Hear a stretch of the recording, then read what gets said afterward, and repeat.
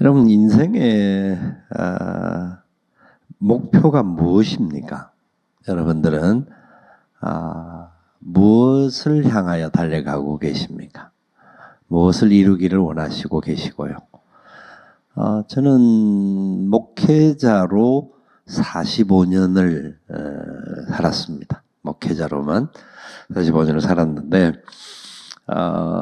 최근에 다시 한번 제 자신을 돌아보는 기회들을 갖게 되고 하나님 앞에서 우리가 어떤 목적을 향하여 나아가고 있는가 생각을 해봅니다.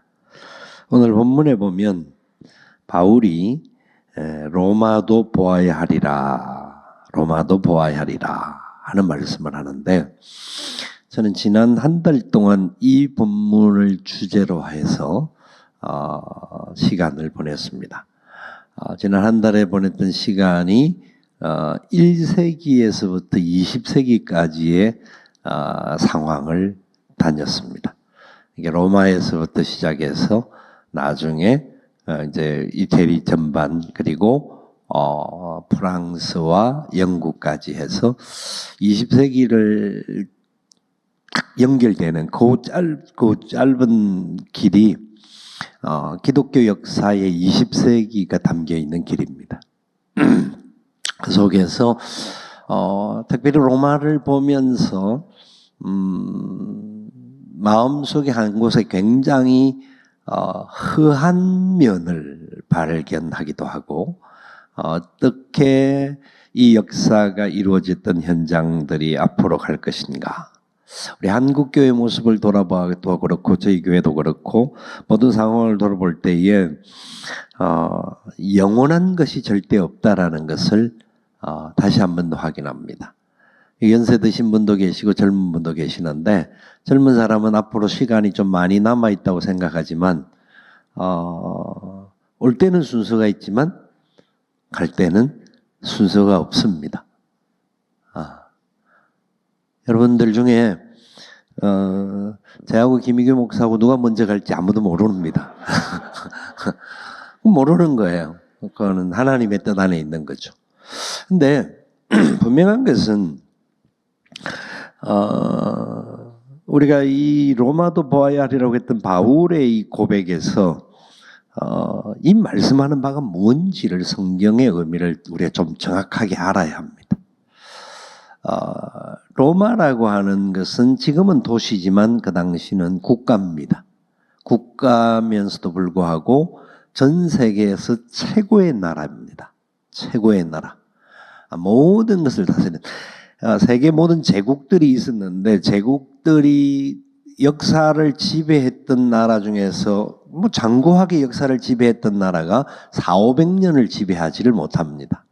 근데 로마는 근 1500년 정도의 역사의 중심에 있었던 나라입니다. 그만큼 힘이 있고 권세가 있는, 그리고 그 로마 때문에, 로마 황제로 인한 여러 가지 상황 때문에 기독교의 분파도 생기고 하여튼 여러 가지 역사적으로 굉장히 많은 상황입니다.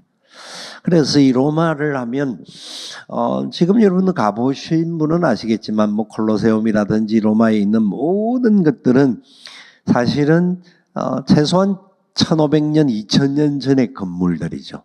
그 건물들이 폐허가 되어 있음에도 불구하고 지금도 수많은 사람들이 관광을 위해서 달려옵니다. 그런데 영원히 남아있는 건 아니라는 것을 철저하게 보게 됩니다. 근데 어쨌든지 간에 이 로마라고 하는 나라는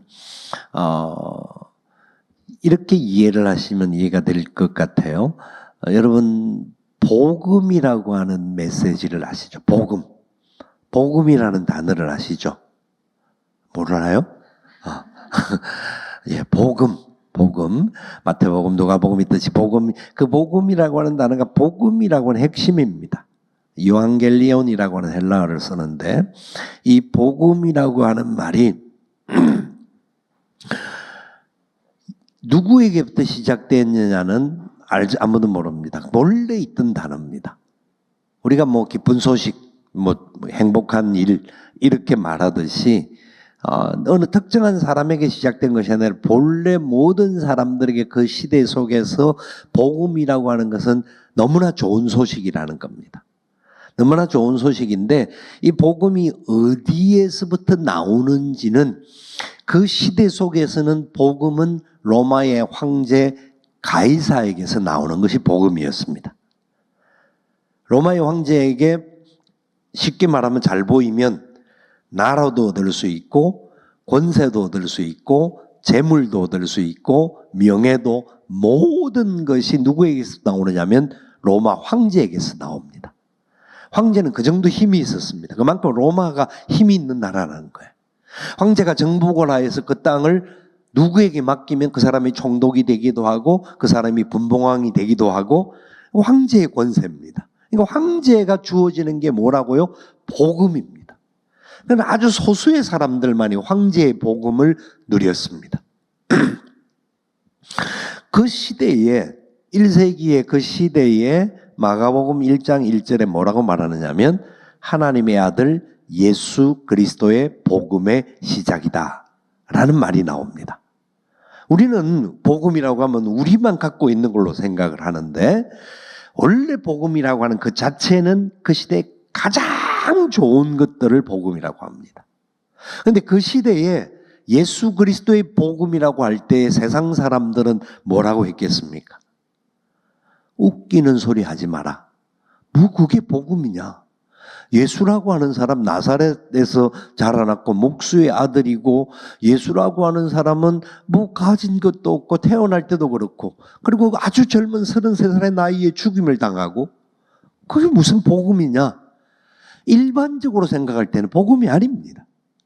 그런데 그래서 이 복음에 대해서 이야기할 때 마가복음에서 강조하는 게 그냥 복음이 아니라 예수 그리스도의 복음.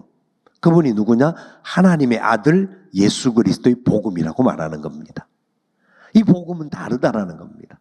이 복음을 바울이 나중에야 이 복음을 발견하는 사람이 됩니다. 바울이 이 복음을 발견해가지고 그의 모든 삶이 달라지는 거죠. 가말리엘 문화에 있었던 바울이 예수님의 제자가 되고 예수님의 제자가 되고 난 다음에 이 복음 때문에 온 세계를 전도 여행을 다닙니다. 그 당시 소아시아 중심으로 하여서 3차 전도 여행을 다니고 그 3차 전도 여행이 마치고 난 다음에 오늘 이 본문이 마치는 주간인데 이제 다시 내가 4차 전도 여행을 계획하고 있는데 그 계획이 뭐냐? 로마를 가야 하는 겁니다. 로마를 가야겠다. 로마를 가야겠다. 성경에 많은 이야기가 나오는데 다 말씀을 드릴 수는 없습니다만은 근데 로마를 가기 위해서 바울이 여러 번 시도했지만 가지를 못합니다. 그래서 하나님께서 바울에게 그 길을 가게 하는 길 중에 하나가 죄수가 되어서 잡혀가게 합니다. 로마까지. 죄수가 되어서. 그냥 로마 시민권을 가진 바울이기 때문에 당당하게 로마도 갈 수가 있지만 여러 가지 상황이 막히다가 보니까 하나님이 궁극적으로 바울을 로마까지 가게 하는데 죄수가 되어서 가게 하는 겁니다. 여러분 이게 행복한 길일까요? 그냥 당당하게 가면 얼마나 좋겠습니까? 가기는 간다고 한다면 좀 더 멋지게 폼 잡고 가면 좋을 텐데 죄수가 된 몸으로 로마까지 갑니다. 가는 중에 배가 파선이 되어지고 죽을 고비도 당합니다. 여러 위기를 만납니다. 그런 상황에 바울의 목적은 변함이 없이 로마를 보아야겠다. 로마를 보아야겠다. 왜 그랬을까요? 뭐 때문에 로마를 보아야? 왜냐하면 여러분 사람이 말이 나면 제주도를 보고 사람이 나면 서울로 보낸다라는 이야기가 있지 않습니까? 왜 그렇습니까? 서울에 모여 있는 것이 많고 가면 뭔가를 더 배울 수 있고 더 많은 것을 얻을 수가 있고 이런 생각을 갖습니다. 그래서 서울에 있는 사람들은 또 다 유학을 가고 외국으로 가려고 합니다. 이유가 뭡니까? 그곳에 가서 뭔가 다른 거, 좀 더 많은 거, 좀 더 큰 것들을 얻기를 소망하는 마음이죠. 로마가 사실 그런 나라입니다. 로마는 누구나 선망하는 나라고 누구나 가기를 원하는 곳이었고 로마의 황제를 만날 수 있다고 한다면 자기의 모든 것을 다 들여서 황제의 마음에 들 수만 있다고 한다면 그 길을 가기를 원했던 것이 로마였습니다. 로마는 그냥 생각하는 좀 좋은 나라 정도가 아니라 지구상에서 최고의 나라였습니다. 지구상의 최고의 나라. 로마의 그 귀족들이라든지 로마의 그 모든 권세를 가진 사람들은 지구상에서 최고의 역사를 누렸던 사람들입니다. 바울이 로마를 가기를 원했던 것이 그런 마음으로 로마를 가기를 원했을까요? 무엇 때문에 그러면 그 로마를 가기를 원했을까? 바울은 그 로마를 향하여서 진짜 그 세계적인 복음이라고 말하는 그 로마를 향하여서 그 심장부를 향하여서 바울은 예수 그리스도의 복음을 들고 그곳에 가기를 원했던 겁니다. 예수 그리스도의 복음, 피 묻은 복음 때문에 그 자리를 향하여 가는데 그곳에 가는 과정 속에서 바울은 죄인의 몸으로 세상에 볼 때는 가장 힘없는 연약한 자로서 그 길을 갑니다. 왜냐하면 그것이 하나님의 뜻이었기 때문에. 그런데 성경을 살펴보니까 바울이 로마로 갔던 내용들을 살펴보는 중에 중요한 내용들을 알 수가 있는데 유라굴로를 만나서 풍랑을 만나서 이제 위기를 만납니다. 거기에 성경에는 멜리데라고 하는 섬으로 나옵니다. 멜리데라는 섬은 지금의 몰타라고 하는 나라입니다. 한 작은 섬나라인데 이것이 몰타라는 곳인데 제가 지난 한 달 일정 속에서 제일 먼저 간 곳이 몰타였습니다. 바울이 유라굴로 풍랑에 의해서 그 안착되었던 그 나라.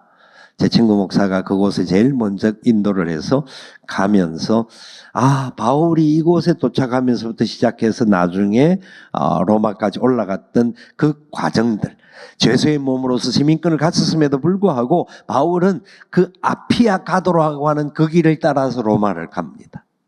그 몰타에 도착했을 때에도 배가 풍랑이 나서 죽을 고비 속에 살아났는데 몰타에 도착하자마자 바울은 뱀에 물려서 또 죽을 고비를 만납니다. 사람들이 하는 말이 저 인간은 죽을 팔자야. 죽을 팔자야.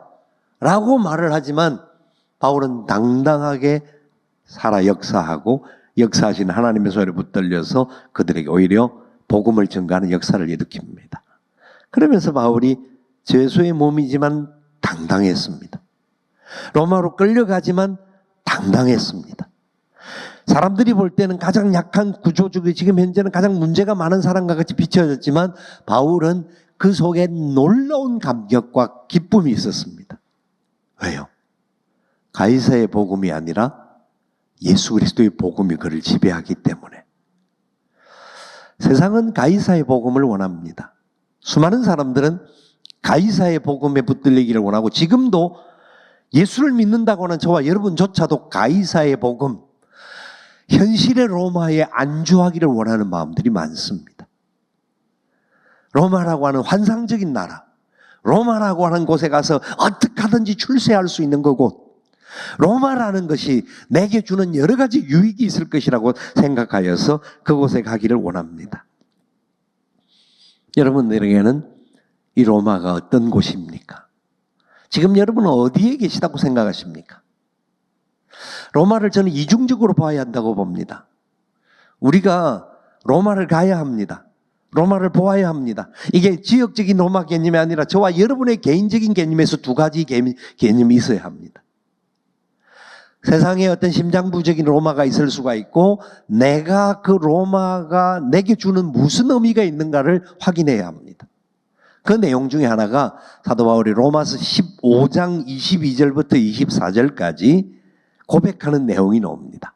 로마서 15장 22절부터 24절까지 내용에 보면 이렇게 말씀이 나와요.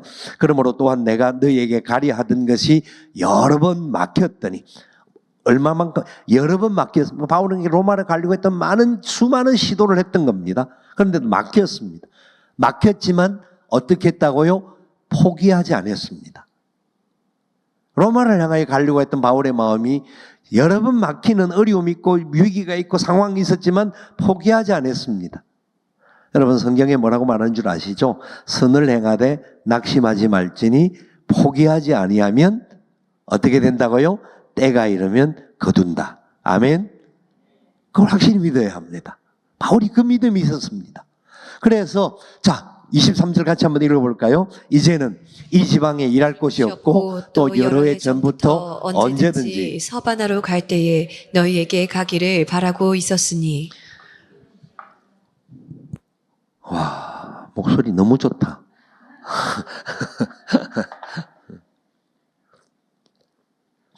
자, 바울이 보세요.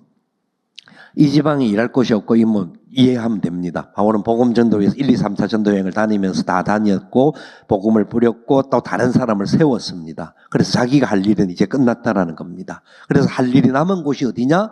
로마였습니다. 그래서 가기를 원한 겁니다. 그런데 로마를 가기를 원하는데 어디를 가기 위해서 스바나로 갈 때에, 그러니까 여기 보니까 로마가 있고 스바나가 있습니다. 스바냐는 지금의 스페인을 말합니다. 스페인.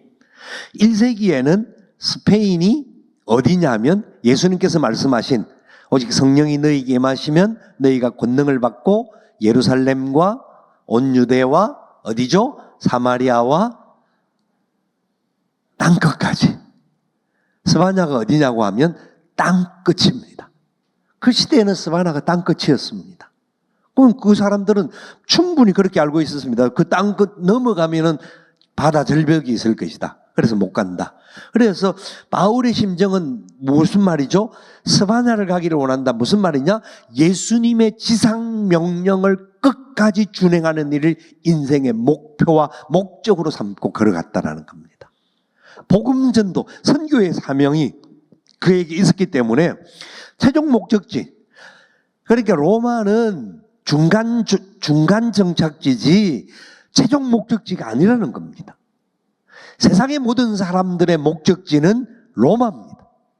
세상의 모든 사람들은 로마가 자기의 목적지요, 인생이요, 자기의 전부일 수 있지만 바울에게 있어서는 로마는 중간 잠시 들려가는 터미널이었습니다. 그래서 로마에 가서 무엇을 하기를 원했다?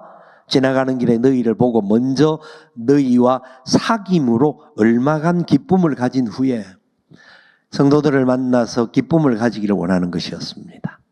여러분, 여기 세움교회가 여러분들에게 로마가 되기를 원합니다. 이게 무슨 말인지 잘 이해해야 됩니다. 로마에 안주하기 위한 로마가 아니라 바울이 사귐을 갖기를 원했던 로마 교회의 모습이 여러분들 속에도 나타날 수 있기를 원합니다.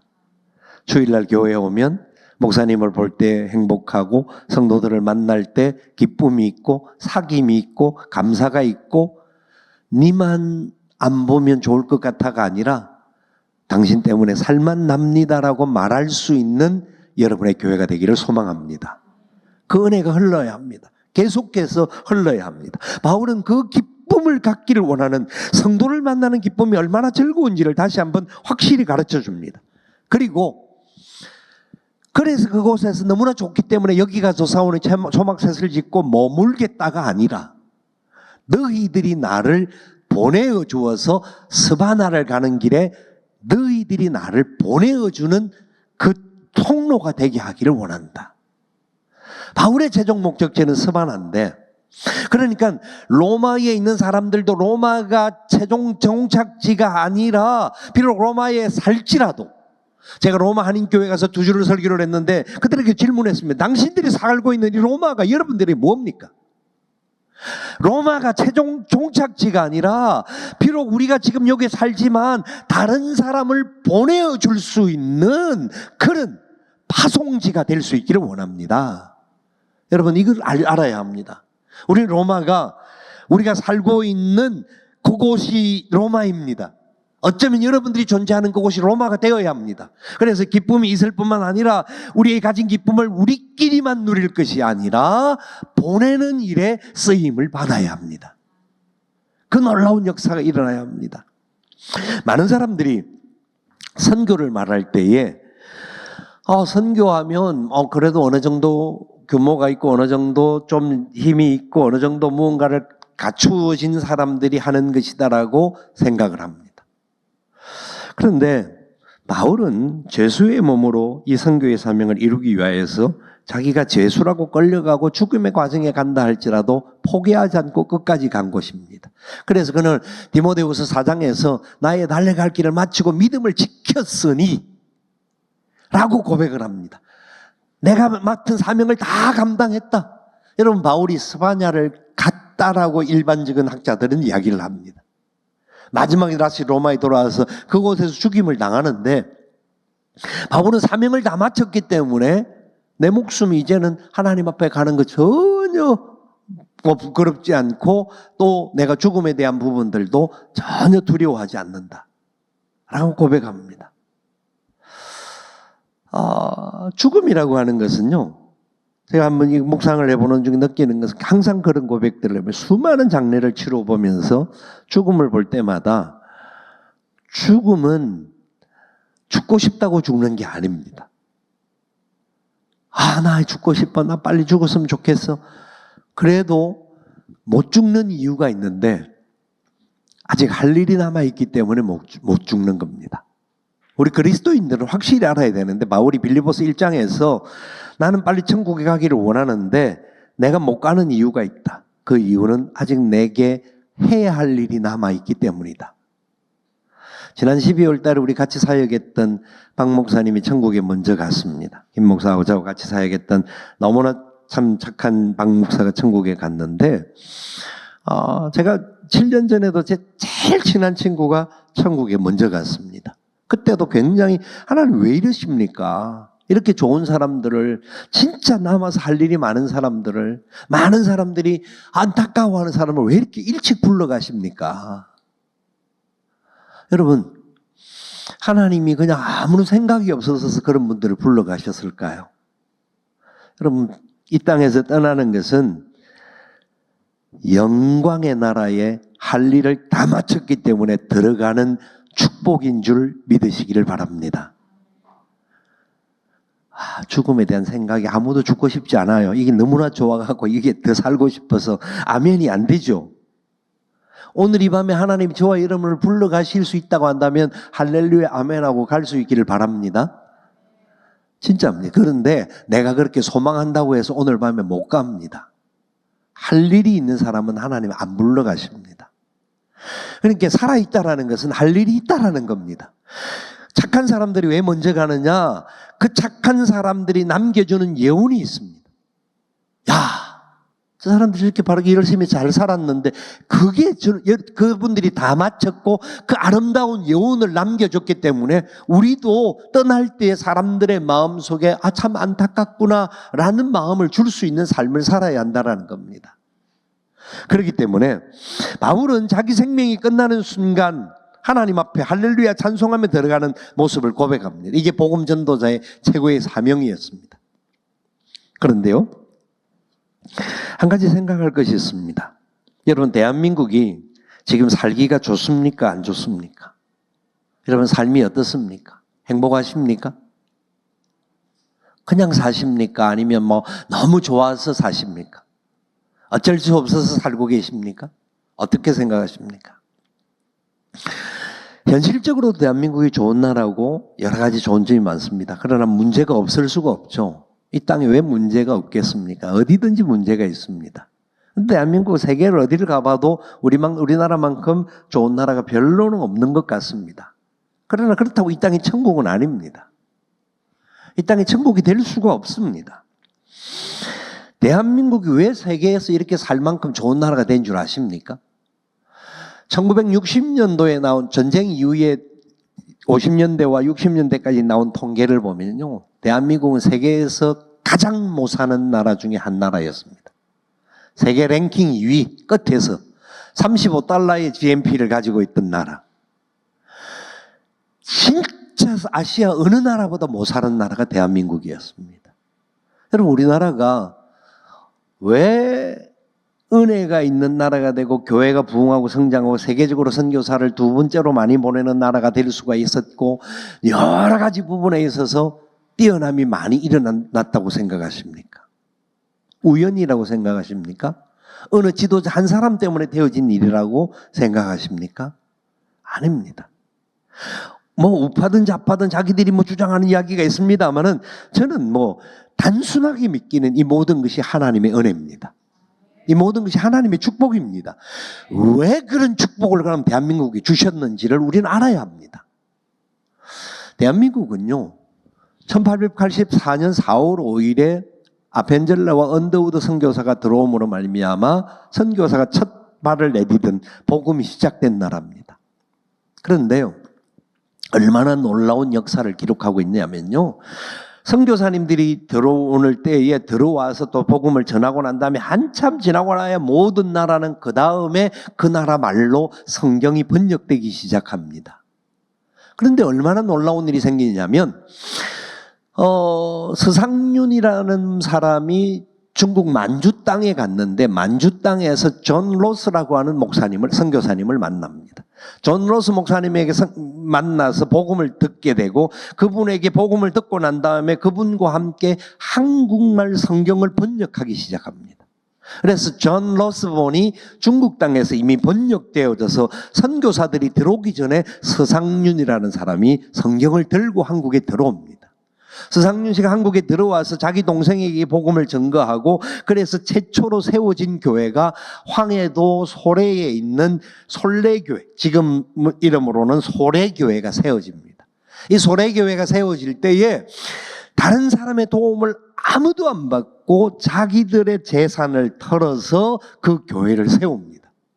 소래교회는 최초의 한국 땅에 세워진 교회인데 그 교회는 서상윤 씨 가정에서 세운 교회입니다. 첫째로 들어오는 복음을 이 사람이 먼저 받았고 성경을 들고 들어왔고 이 성경을 가지고 자기들이 깨닫고 나니까 하나님의 은혜가 뭔지를 알아서 헌신하는 삶이 시작되어졌습니다. 일본에서 이수정본이 번역이 되는데 언더우드 선교사가 들어오면서 그 이수정본 성경 번역본을 들고 들어옵니다. 이미 대한민국에는 선교사가 들어오기 전에 성경이 번역되어졌고 성경이 번역되어진 것이 먼저 서상윤 씨가 들고 들어왔고 그 다음에 언더우드가 들고 들어옵니다. 하나님의 은혜 중에 은혜입니다. 이거는요, 우리는 그냥 지나간 세월이 잘 모르고 뭐 그런 일이 있었는가 보다 싶은지만은 얼마나 놀라운 복인지 모릅니다. 그런데 문제는 성경이 들고 들어왔는데 이 성경이 어떻게 보급이 되느냐 하면 성경을 보급하는 사람들이 등장하기 시작하는데 그 사람들을 권서인이라고 부릅니다. 권서인. 말대로 이것은 그 프랑스에서 나오는 건데 목에 메고 판을 들고 그걸 파는 사람을 말하는데 책을 파는 사람이 권서인입니다. 초대교회 권서인들이 리아카를 끌고 가면서 하고 저렇게 앞에서 뭘 메고 다니면서 성경을 파는 사람이었습니다.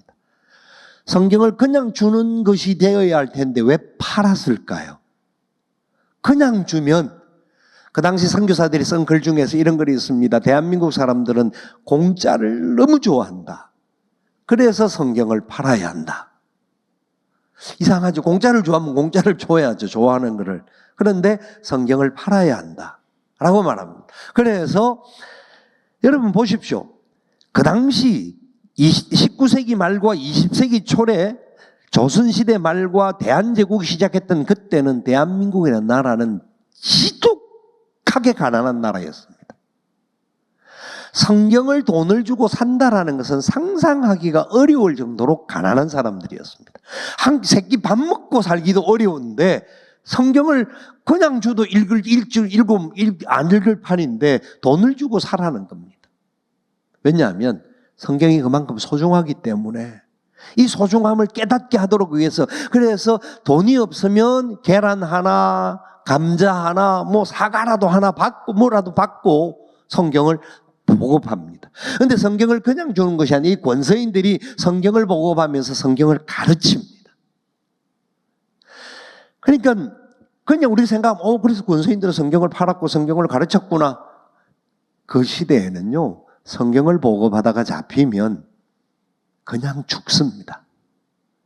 권서인들 중에서는 죽은 사람들이 많습니다.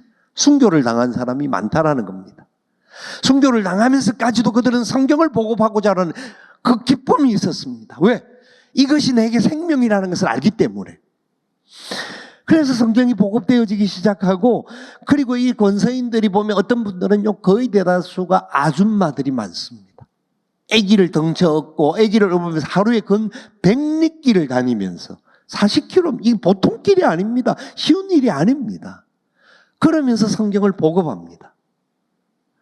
하나님께서요 대한민국의 은혜와 복이 나타나는 게 지독하게도 가난한 사람들이 하나님의 말씀이 얼마나 소중한지를 깨닫고 발견했던 겁니다.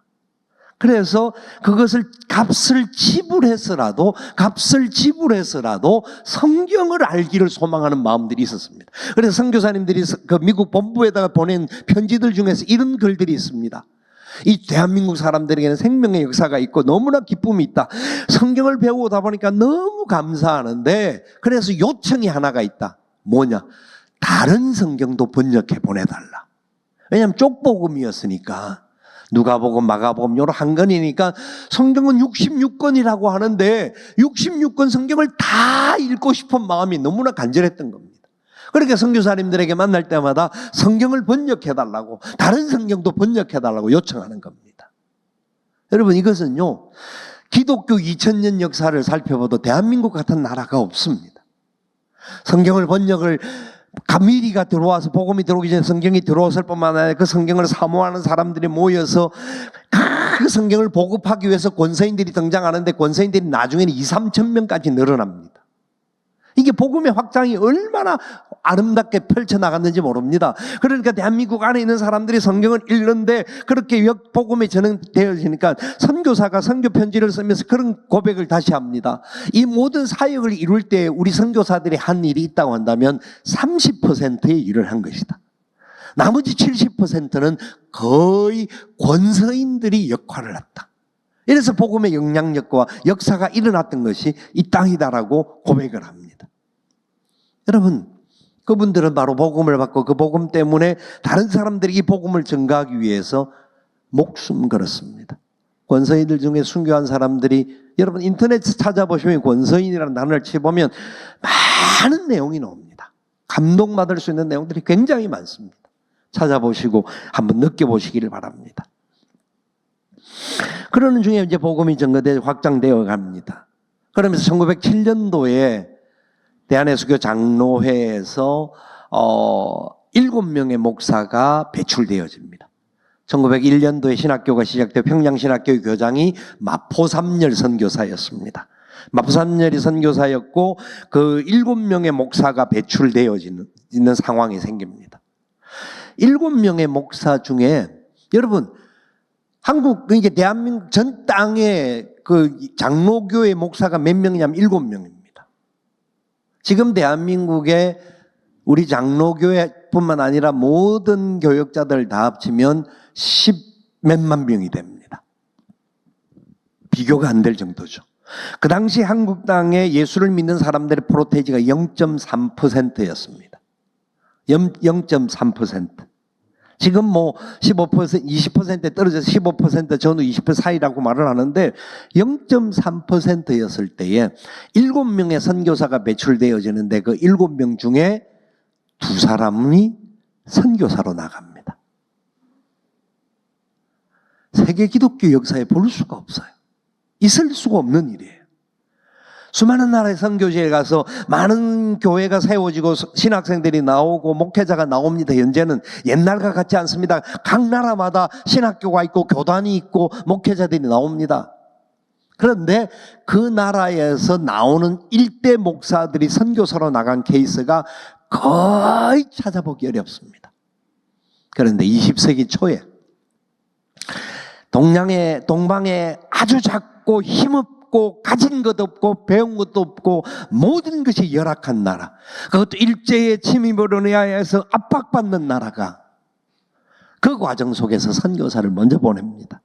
1907년도에 그래서 7년도에 목사 안수 받고 1908년 1월 달에 여러분이 잘 아는 이기풍 목사님이 지금 제주도 그 당시 탐나국의 선교사로 나갑니다.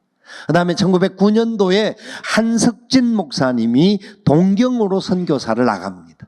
동경에 많은 유학생들이 나가 있기 때문에 그 유학생들을 돌보기 위해서 이 한석진 목사님을 보내어서 1개월만 가서 그들을 좀 돌봐주고 와라.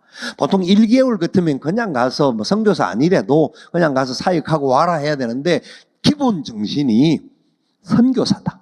당신 가서 그들을 선교사에게 받은 은혜들을 그들에게 흘려주고 와라 라고 보냅니다.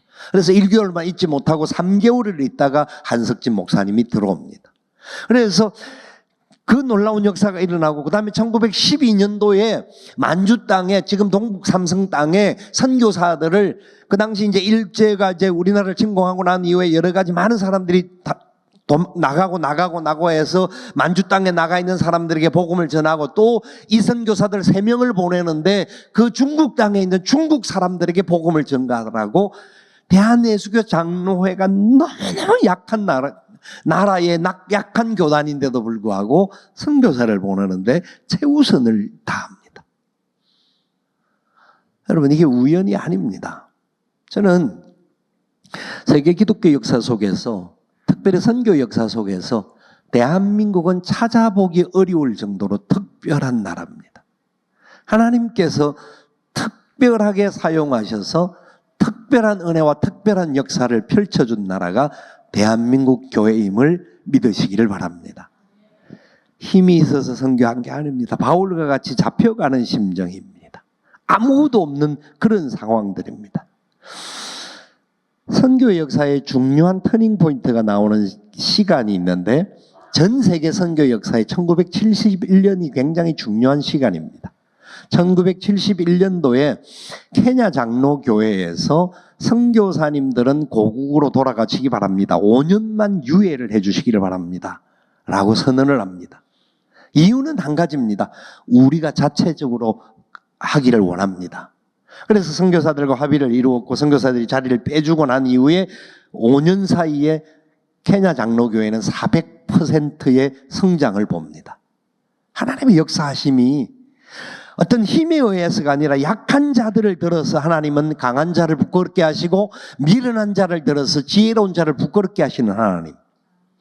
절대로 힘있고 많은 것을 가지고 많은 것이 있기 때문에 그 사람을 쓰임받는 게 아니라, 철저하게 하나님 앞에서 약하고 하나님 앞에서 나는 부족함을 인식하고 오직 하나님의 은혜를 사모하고 믿음으로 걸어가기를 소망하는 사람들을 하나님은 기뻐하심을 믿으시기를 바랍니다. 여러분, 그런 역사가 일어나는데, 필리핀에서도 1971년도에 필리핀 감리교회에서 선교사님들은 고국으로 돌아가시기를 바랍니다라고 요청합니다. 이게 굉장히 중요한 선교 역사적인 터닝 포인트가 있는데, 이건 여러분 다 알 필요가 없는 내용이니까. 근데 왜 이 말씀을 드리냐면, 1925년도라는 해가 있습니다. 1925년도는 대한민국이 일본의 압제하에 있고, 한국 교회 자체는 신학생들이 나오긴 했지만 몇백 명 되지 않고 교회는 열악한 환경 속에 있습니다. 그때 미국 북장로교회 선교부가 한국에 들어와서 한국의 상황을 살펴보고 마포삼열 목사님과 함께 여러 가지 이제 선교 계획을 하고 중국 선교를 어떻게 할 것인가, 한국 선교를 어떻게 할 것인가 논의하는 자리가 있었습니다. 그 논의하는 자리에 한석진 목사님이 1917년도에 대한예수 장로회 총회장을 역임하고 또 한국교회 역사들을 써가는 분이었기 때문에 그 자리에 대표로 참석했습니다. 대표로 참석했던 이분이 선교사님들과 많은 이야기를 하던 마지막에 그런 선언을 합니다. 선교사님들은 고국으로 돌아가 주시기를 바랍니다. 여러분, 1925년도는 한국교회는 스스로 설 수 없는 약한 정도입니다. 그런데 너무나 특별한 선교 정책 중에서 네비우스 선교 정책이라는 게 있는데요. 네비우스 선교 정책이 유일하게 뿌리를 내린 나라가 대한민국입니다. 네비우스 선교 정책이 뭐냐면 자치자립자전입니다. 쉬운 말로 스스로 하는 겁니다. 스스로 하는 겁니다. 하나님의 은혜가 임할 때 우리를 통하여 일하여 주옵소서. 우리는 약하지만 하나님 은혜를 베풀어 주옵소서. 한국교회는 너무나 열악하지만 교회를 지을 때도 우리가 힘을 모아서 기도하여서 작은 교회도 짓고 우리가 선교하고 우리가 전도하고 놀라운 역사들을 이루어왔습니다. 많은 나라의 네비우스 선교 정책을 펼쳐나가려고 했는데 통하지가 않았습니다. 그런데 특별하게 대한민국은 그 일이 통했습니다. 그래서 그 열매가 나타나는 중에 25년도에 선교 대회를 하는 중에 선교사님들에게 그 선포를 합니다. 그러니까 선교사님들이 쉬운 말로 꼭지가 돌지 않습니까? 아니, 우리가 당신들이 해준 게 얼마나 많고 또 너희들이 볼 때 수준이 지금 어린아이 수준인데 우리 보고 가라고 하면 어떡하란 말이냐, 답답해서 분노를 합니다. 그럴 때 한석진 목사님이 대표적으로 말하기를, 우리는 당신들 때문에 은혜를 받고 너무나 좋다, 너무 감사하다. 그러나 하나님이 우리를 통해 일하신다는 걸 믿는다. 그리고 당신들이 진짜 고국으로 못 돌아가신다고 한다면 천국으로 돌아가시기를 바랍니다. 그렇게 요청을 합니다. 여러분들 놀라지도 않네요. 그 말이 뭐냐면 그냥 빨리 죽어서 천국 가십시오라는 표현입니다. 근데 그게 분노해서 하는 말이 아니라 하나님이 하시면 아무리 강한 사람이라 할지라도 아무리 힘 있는 권세와 뭐가 많은 것이라 할지라도 하나님 앞에서는 아무것도 아닙니다. 우리가 비록 부족하고 연약하고 가진 것도 없고 당신들이 보기에는 아직 어린아이 같을지 모르지만 하나님이 우리를 붙들어 주시면 하나님의 권세 가운데 우리가 승리하게 될 줄 믿습니다. 여러분,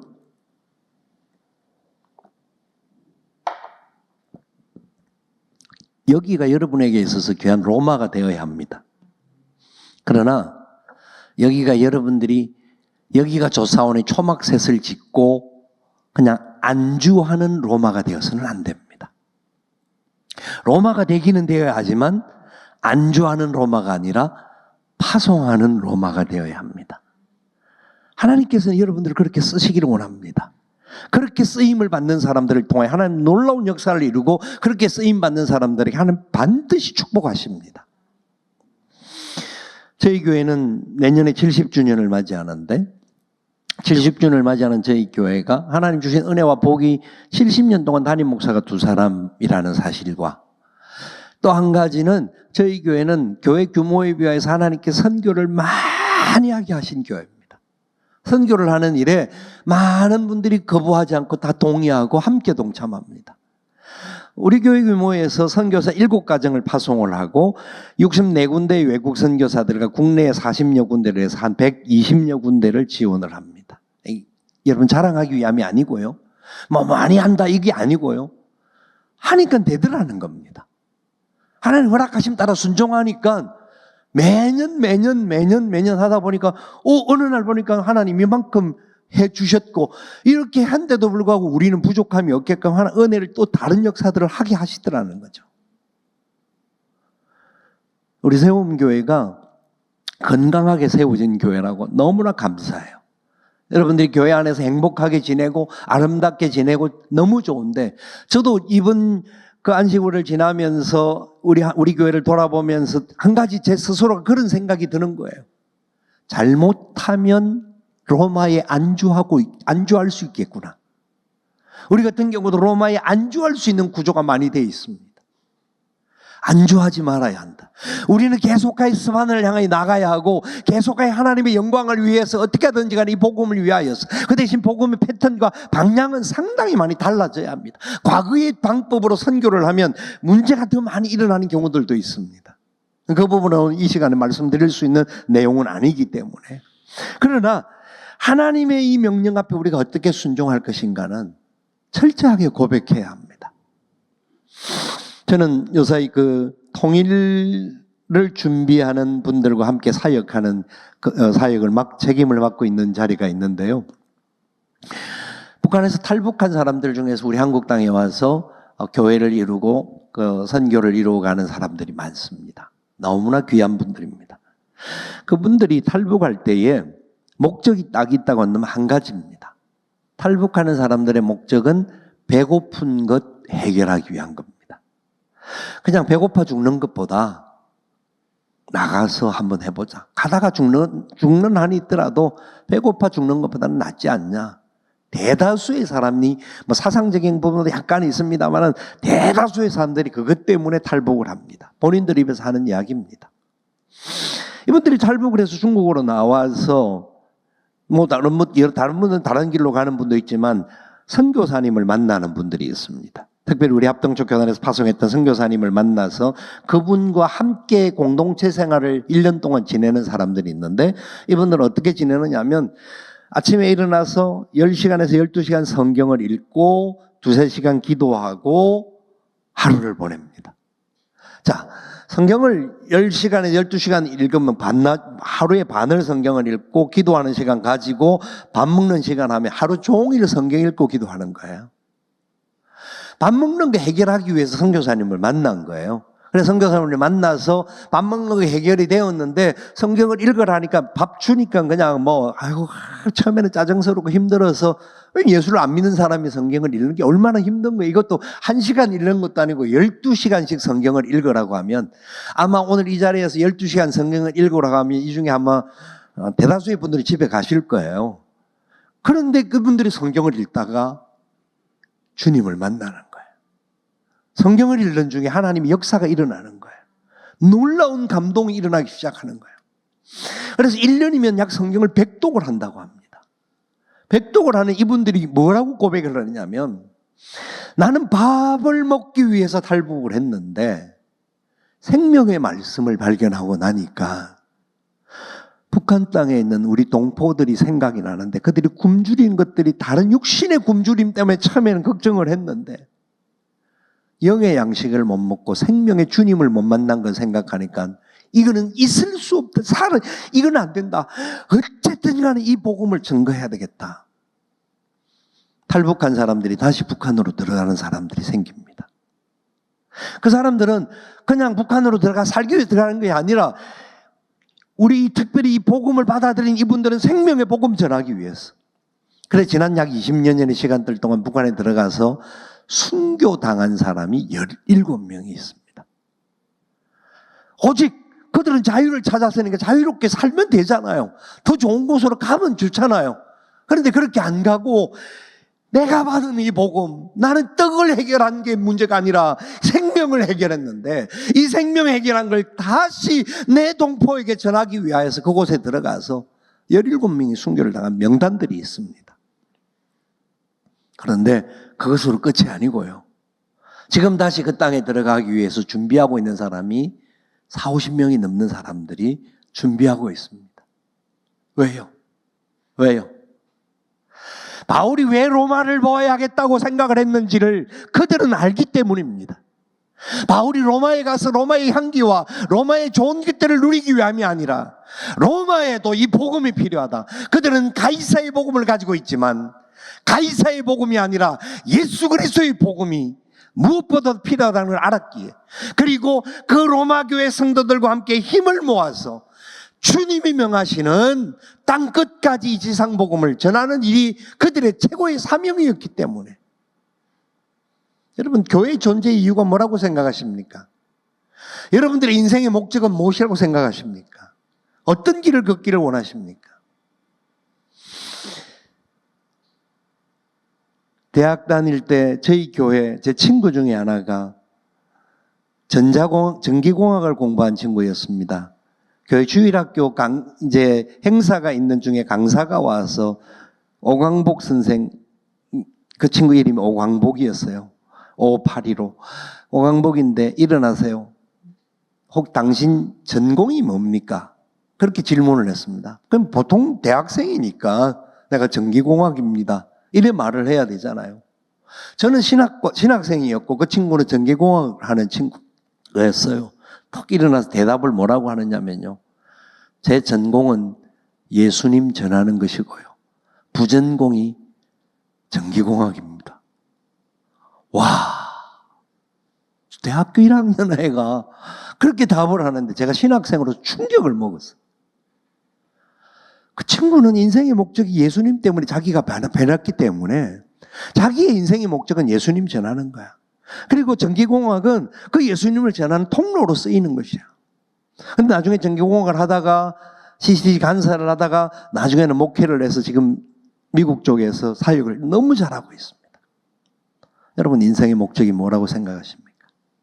여러분, 어떤 로마를 향하여서 가기를 원하십니까? 어떤 로마를 붙들고 계십니까? 그것이 종착역입니까? 중간역입니까? 여러분의 삶에 진짜 여러분 때문에 행복해할 수 있는 사람들이 나타날 수 있도록 세움교회가 그 역사를 이루어가는데 놀랍게 축복의 통로로 쓰임받는 그런 역사가 일어날 수 있기를 주님의 이름으로 축원을 드립니다.